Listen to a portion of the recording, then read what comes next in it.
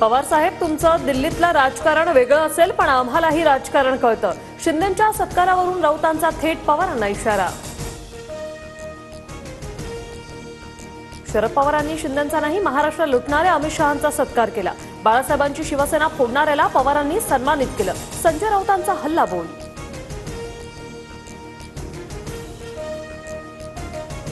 शरद पवारांवर टीका करणाऱ्या संजय राऊतांनी महाविकास आघाडीतून बाहेर पडावं. मंत्री शंभूराज देसाईंचं आव्हान. वैफल्यग्रस्त भूमिकेतून राऊत बरळले, देसाईंची टीका.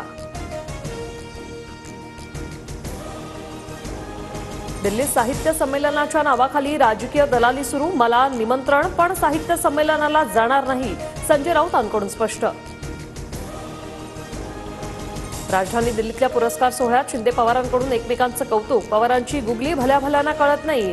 शिंदेंचं मिश्किल विधान, तर शिंदेंना राज्याचं नेतृत्व करण्याची संधी मिळाली याचा आनंद. पवारांकडूनही स्तुती सुमनं.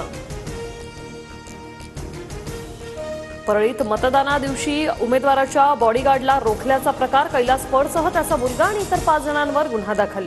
बीड पोलिसांना 82 दिवसांनंतर जाग.